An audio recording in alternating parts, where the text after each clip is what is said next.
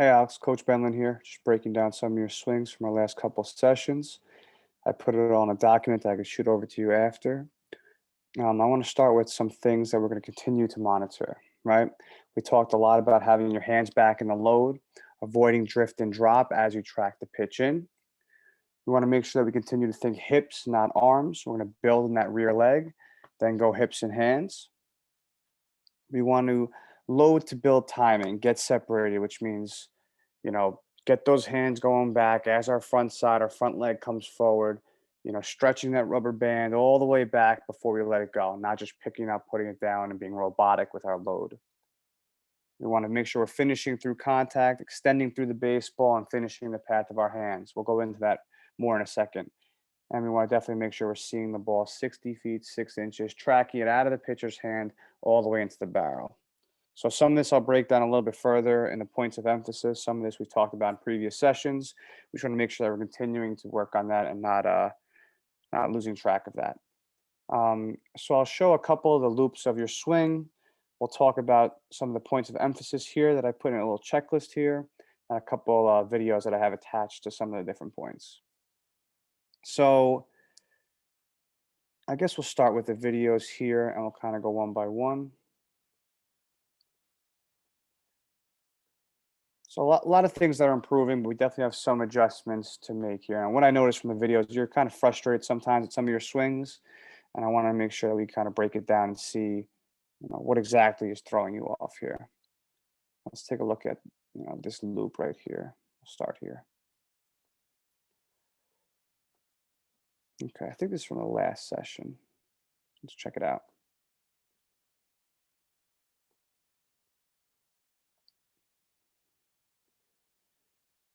Okay, so going frame by frame here, let's see what we're looking at here. All right, the first thing that I'm looking at, I'll bring about 4 or 5 things I want to point out right here, is the most important thing that we're going to notice here is that we have to see the ball well. Okay, we want to make sure we're seeing the ball all the way into the barrel. And a few things that jump out at me right away. Let me draw on the screen here. It's talking about your eye level here. When you are loading, I want you to watch where you start.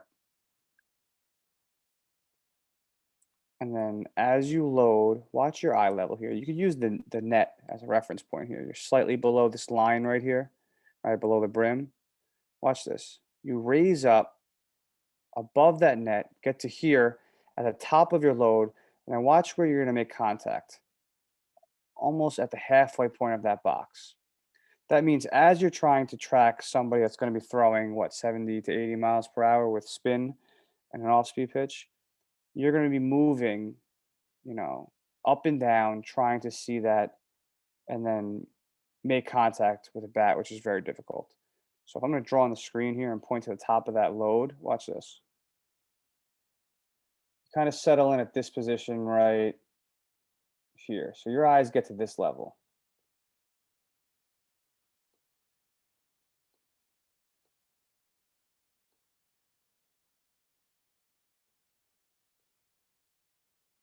Slightly below this line here, right?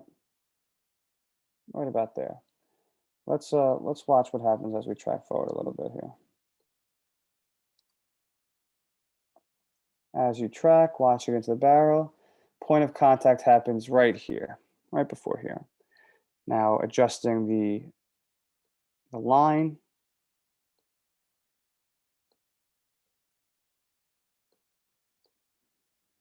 Your eye level now is about here. Starting at kind of where the pink line is, raising up to the yellow lines and dropping back down to the pink lines is going to make it very difficult for you to see the ball well. We want to make sure that when we are loading, right, we're not changing our eye level, that we're not moving our head this much while we track the ball in. In our load, we should be building into our rear leg, stretching our hands back with our front side forward, stretching that rubber band, before our front foot lands and then our hips and hands come. We got to make sure we're not changing our eye level. Let me clear the screen and take out the next thing. Okay, move this out of the way. Okay, so going back to the top of the swing here. Okay, flipping through it.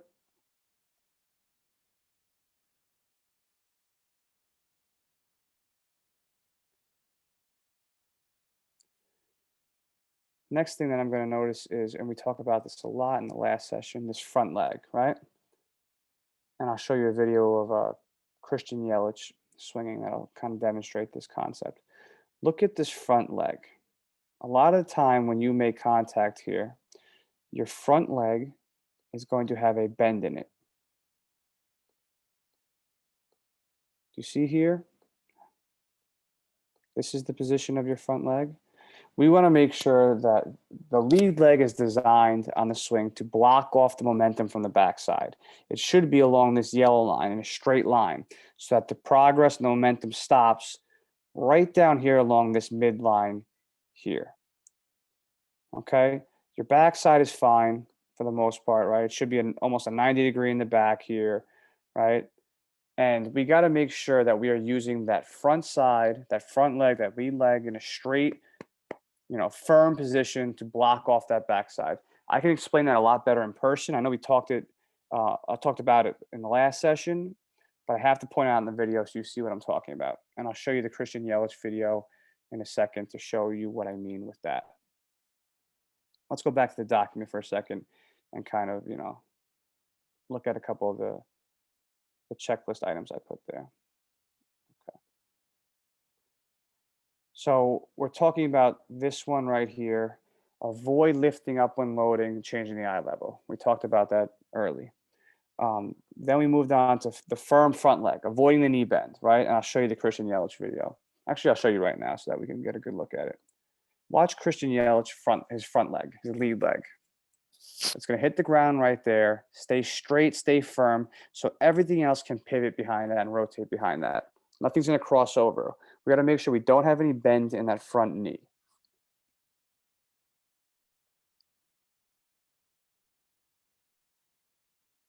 One more time. Leg comes up, similar to yours, but his is straight when it makes contact. Front foot down, then hips and hands. Okay, so that's something we're going to continue to watch.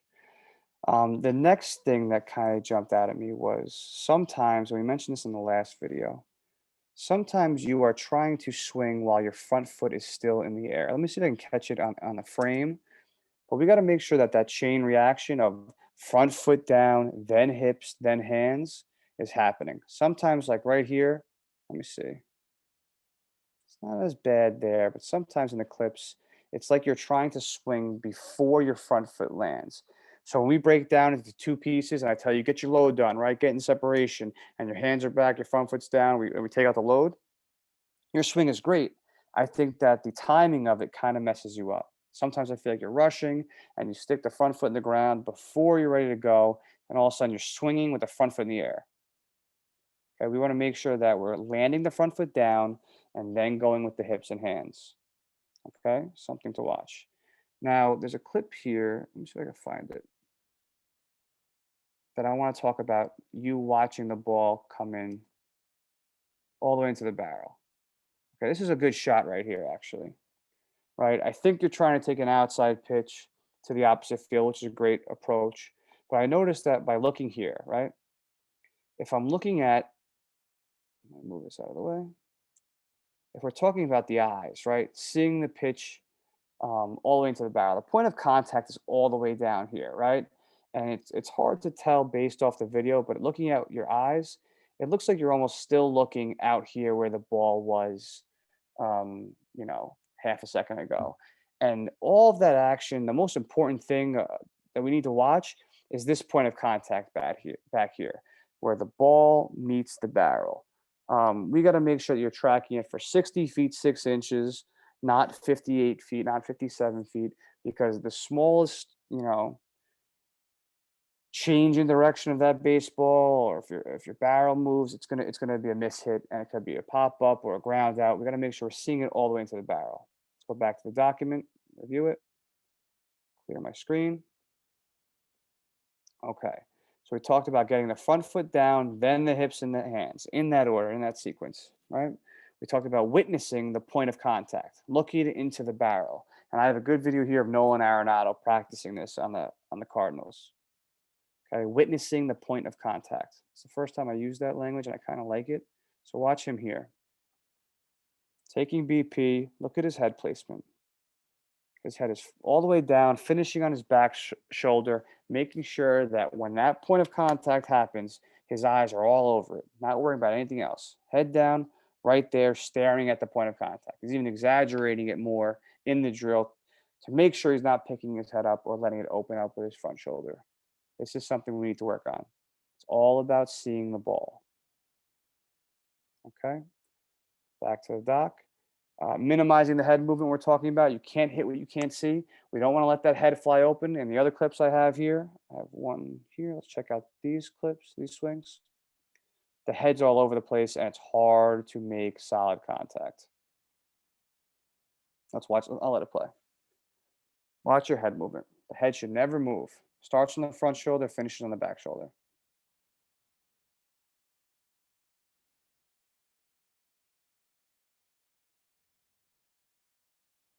Can't hit what you can't see. You're tracking initially, and I feel like you peel off with your eyes, when it matters most.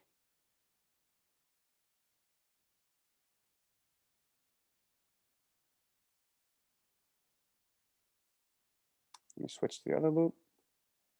Let's watch for a few of these things. Watch the head movement, seeing the ball.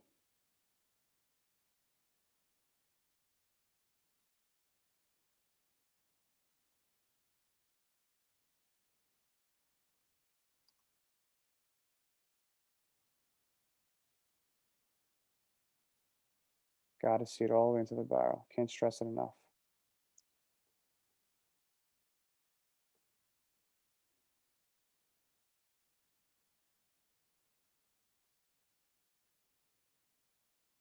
Hard to, this is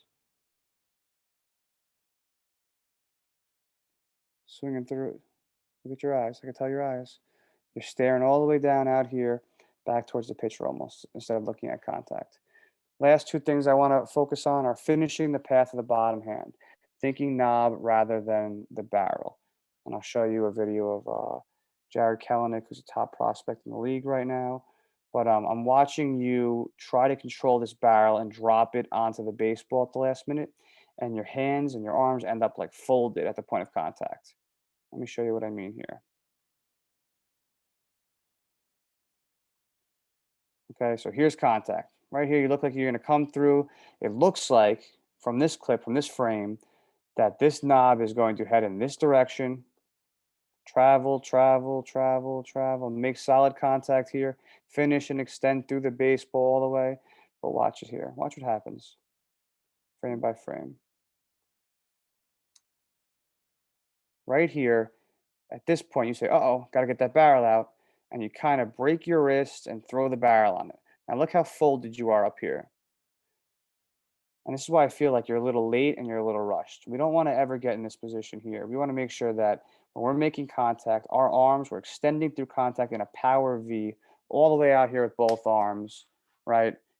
Getting the barrel out in front and finishing the path of our hands. We talk about the frisbee all the time, right? Making sure that our bottom hand is tracking kind of along this line here. The bottom hand should be heading in this direction. I'll use the stars right here. Let me reverse the clip. So right there, you're about to pull that knob, right? This is the direction we should be heading. Bottom hand with that knob is coming through the baseball here, tracking it all the way, getting through the baseball, extending all the way up and out, big finish out here, right? Your knob is going to probably stop right about here and head in this direction, okay? You're shortchanging the path of that knob of that bottom hand. And I can show you a guy who exaggerates it and gets a lot of power as a result. Now, do we have to do this exactly? No, but it's a good video to watch. Here's Jared Kelenic. Watch his bottom hand. Watch the finish. Watch where it starts in the load behind his shoulder and watch where it finishes all the way out behind his back shoulder. We want to make sure we're extending through the baseball, letting it go all the way through. Last thing I want to show you is that we got to make sure we're adjusting to different pitches, not a one swing fits all approach. Okay, I feel like sometimes you're swinging in the same spot, hoping for the same result. And we got to make sure we're adjusting. We talk about breaking the plate into thirds at 3 different levels, right? Hitting the ball where it's pitched. Here's a clip I like of Fernando Tatis adjusting to different pitches. The first one is him hitting a ball high. The second one is him hitting it middle, and the back one is a low pitch. I could play it again in a second, but look how he's adjusting to different pitches, right? High, medium, low, letting his hands attack the path of the baseball, making adjustments. Front one is a high pitch. Second one's a middle. And last one looks like it's down and out, down and in, adjusting to different pitches. So we like a lot of the progress you're making. These are just a checklist of things we want to continue to work on and make sure we're monitoring, making sure that we're avoiding lifting up, avoid changing eye level, getting the front foot down first before our swing, right? Having a firm front side, avoiding that knee bend, witnessing the point of contact, seeing it into the barrel, keeping the head still, finishing the path of bottom hand, letting those hands fly out in front. And then, of course, adjusting to different pitches, avoiding that one swing fits all approach. Okay, any questions you have, please feel free to reach out to me, send me an email, and I'll get back to you. If not, we'll bring you into the next session. We really like what you're doing. We like the work you're putting in, and we're excited for what you're going to do this summer and the spring. So please ask questions. If not, bring them into the session. We'll talk about them. Thanks, Alex.